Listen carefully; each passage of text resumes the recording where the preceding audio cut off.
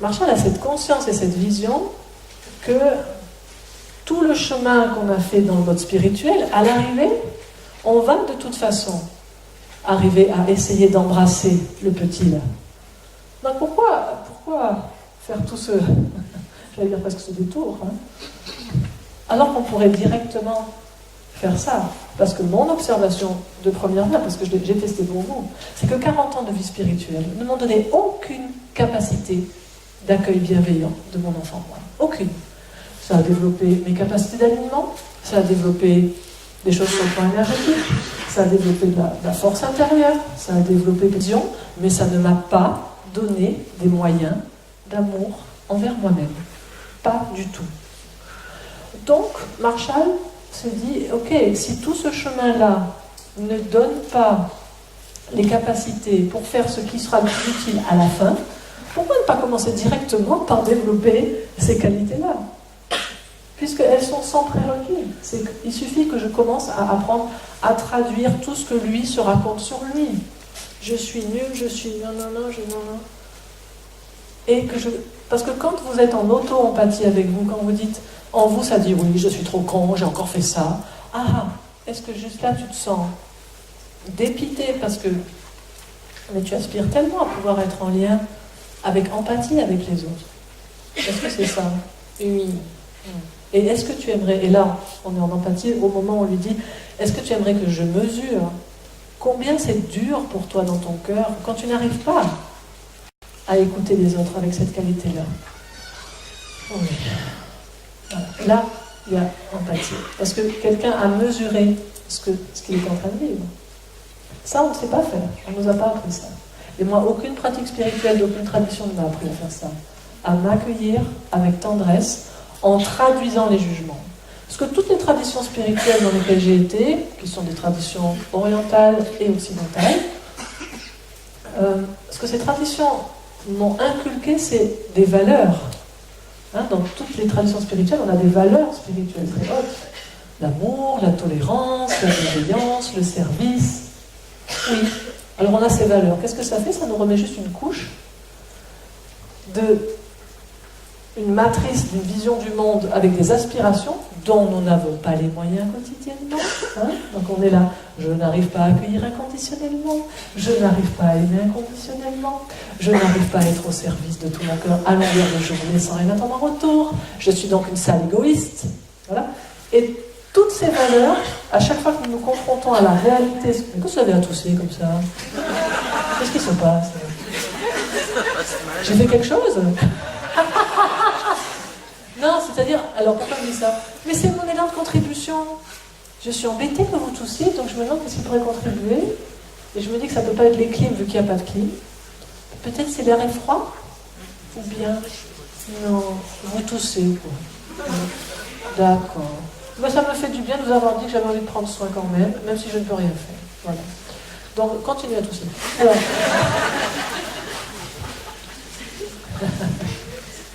Donc du coup, je ne sais plus ce que je disais. Quelqu'un va me le dire, bien sûr. Comme tout le monde écoutait avec attention. Non, c'est pas grave. Ah oui, les valeurs. Hein? Les valeurs n'attendent pas le nombre des années. Non, c'est pas ça. Non. Tout ce que les traditions ont apporté. Oui.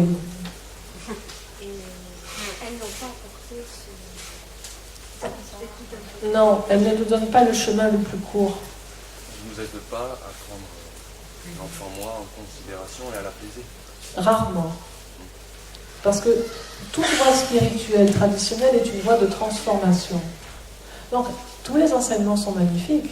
Tous. Je connais aucun, je parle des enseignements traditionnels, hein, je connais aucune voie traditionnelle spirituelle qui ne soit pas magnifique et qui ne soit pas porteuse en elle-même d'une profonde sagesse. Mais c'est comme si un petit détail est oublié au passage, c'est de mesurer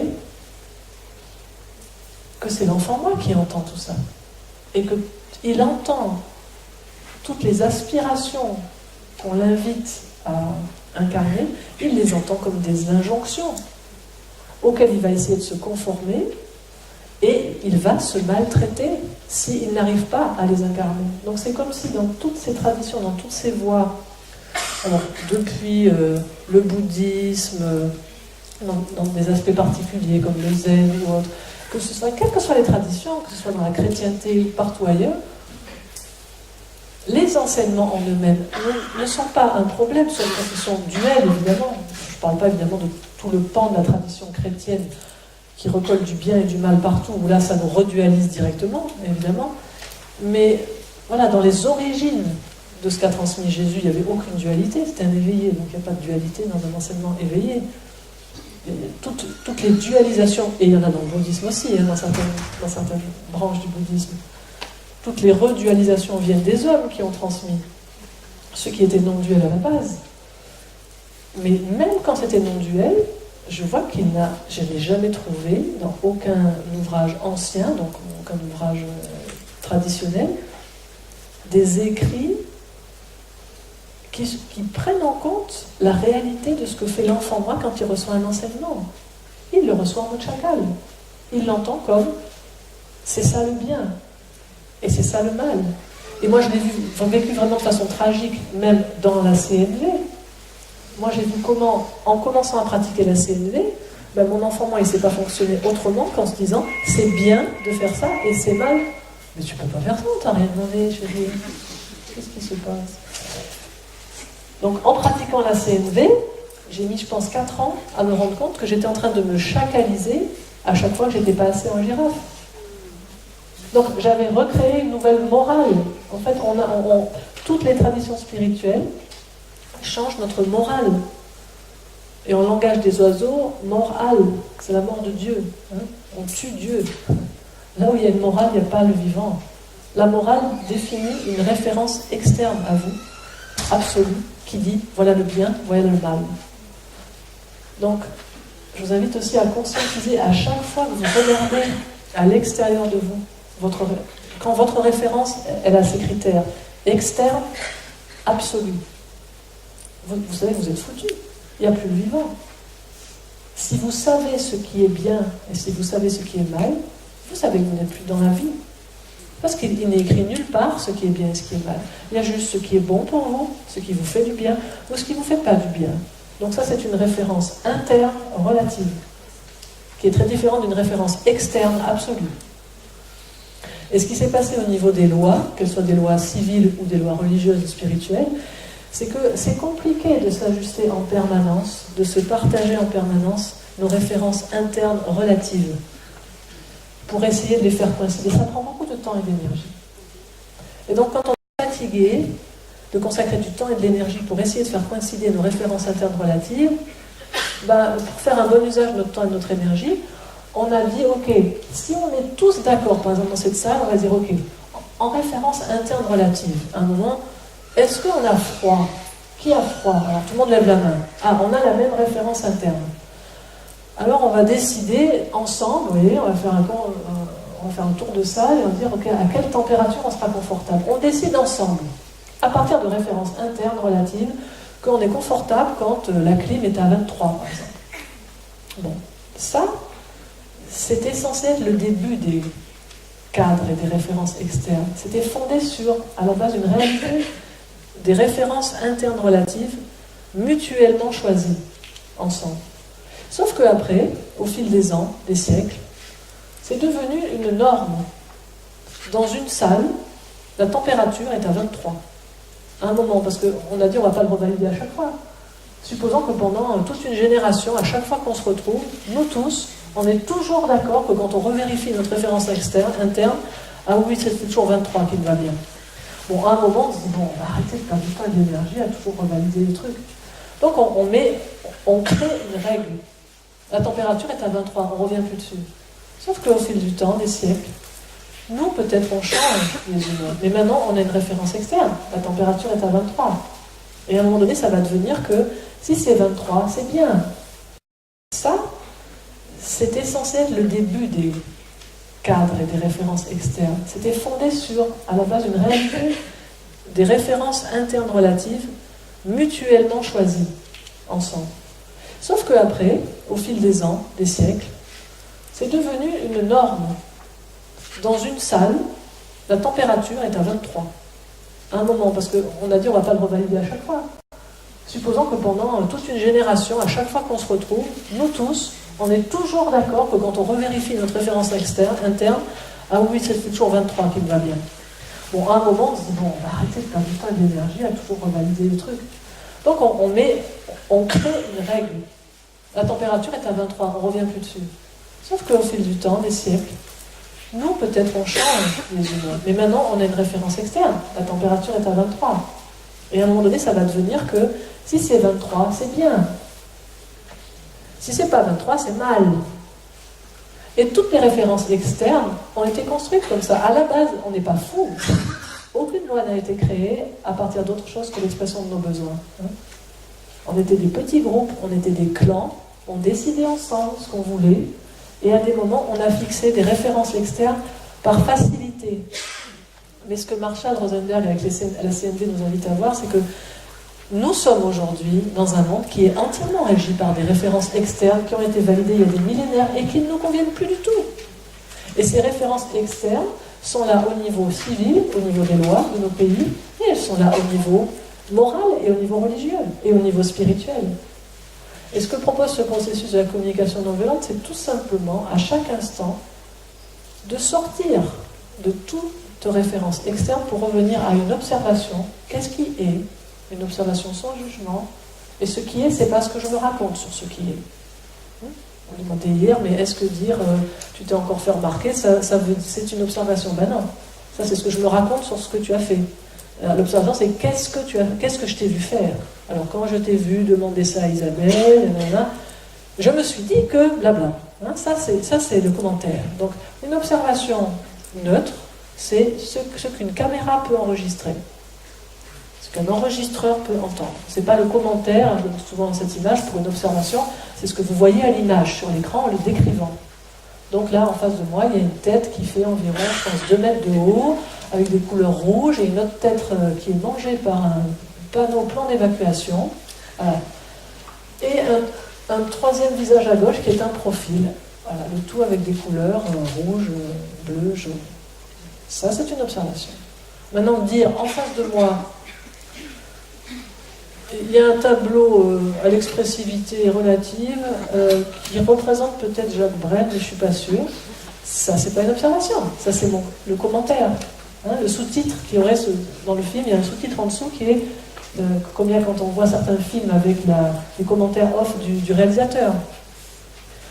Donc, pour revenir à une référence interne, je vais faire une observation. Ensuite, je vais dire, quand je vois ce tableau, comment je me sens? C'est-à-dire, qu'est-ce que le je, la conscience ouverte, sent dans le moi?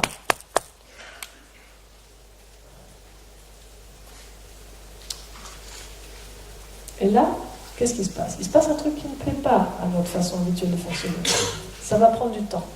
Vous voyez? Parce que là, je suis en train de me mettre face à ça.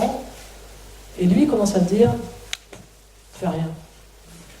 Ça veut dire quoi? Ça veut dire, il n'a pas eu le temps encore de décoder, d'écouter ce que ça me fait, et il ne sait pas écouter là. Donc il est en train de regarder, est-ce que je sais quelque chose, est-ce qu'il me vient de penser? Quand il vient rien, il dit, je sens rien, c'est faux. Donc moi je reste avec, je commence à écouter dans mon corps. Ah. Donc là, si je reste un peu avec, je vois que ça me fait une petite émotion. Et en fait, ça va donner, si je reviens au terme de l'observation, c'est quand je regarde ses yeux, je sens que quelque chose en moi est touché. Je me sens touchée. Et si je me sens touchée, maintenant je vais aller voir qu'est-ce qui est la source de ça. Je ne me sens pas touchée parce que ça c'est les causalités externes habituelles. Je me sens touchée parce que quelque chose en moi est en train de vivre quelque chose. Alors ce quelque chose, c'est la zone des besoins humains, ou des aspirations qu'on a tous en commun. Elles ne sont pas actives simultanément, mais on les a tous en nous. Et alors qu'est-ce qui est touché? Mais ça a à voir avec quelque chose autour de l'humanité, de la bienveillance, de la chaleur humaine. Je ne sais pas comment le dire autrement, mais je vois quelque chose dans son œil qui me touche au niveau de... Ouais, quelque chose comme la chaleur humaine, la bienveillance ou l'humanité. Et là, je suis complètement en référence interne. Et maintenant, regardez le goût différent que ça va avoir si je vous parle en vous disant t'as vu ce tableau? Putain, il est beau, hein? Et si je vous dis Tu vois, quand je regarde ses yeux, je vois qu'il y a quelque chose en moi qui est touché parce que ça m'émeut au niveau de la bienveillance, de la chaleur humaine que j'y perçois. Ça n'a pas le même goût. Ça vous donne vachement plus d'informations sur qu'est-ce qui est vivant en moi. On est plus en lien. Et vous sentez surtout comment, si je vous dis, putain, t'as vu ce tableau, qu'est-ce qu'il est beau, et que vous, en fait, dans votre référence interne à ce moment-là, vous n'êtes pas touché par ce tableau. On est dans la merde maintenant. Parce que je viens de mettre une référence externe absolue, c'est beau. Et maintenant, on va s'affronter sur, pour vous. Si vous n'êtes pas touché, vous allez me dire, ouais, enfin, bah, tu trouves ça beau? Et là, on est parti. Bah ouais, parce que blablabla. Hein, les discussions sans fin. Alors que si je vous dis, voilà ce qui est vivant en moi, je suis touchée quand je regarde son regard, ça me touche en termes de chaleur humaine et de bienveillance. Là, vous allez l'accueillir, vous me donnez une phrase d'empathie. Ah ouais, non, juste là, ça te touche dans ton cœur, côté bienveillance, chaleur humaine. Est-ce que c'est ça? Ben ouais. Wow, pouf, ça se pose. Maintenant, j'ai des oreilles. J'ai été rejointe, j'ai des oreilles. Et toi? Et là, vous allez dire, ah moi, c'est bizarre parce que moi, je vois, ben, je regarde pas ses yeux à lui. Moi, je regarde les yeux de suite droite. Et du coup, ça me fait un peu peur. Quand je vois ses yeux, je vois que ça m'évoque comme des sourcils, je sais pas, je vois comme un rapace, tu vois. Du coup, je vois que ça me fait un peu peur, parce que je me sens pas trop en sécurité, en fait. J'ai comme l'impression qu'on va m'attaquer. Ah, moi. Ah bon, ah bon, ça te fait un peu peur, parce que tu vois, ces sourcils, ça te fait comme presque les serres d'un rapace, puis t'as peur de te sentir attaqué, c'est ça? Eh ouais. Et là, on vient de vivre le projet de Dieu, le projet de la vie.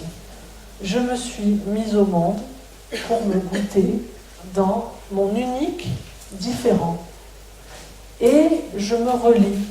Et je communie en partageant mon unique. Là, ça a du goût. Là, on vit le projet divin.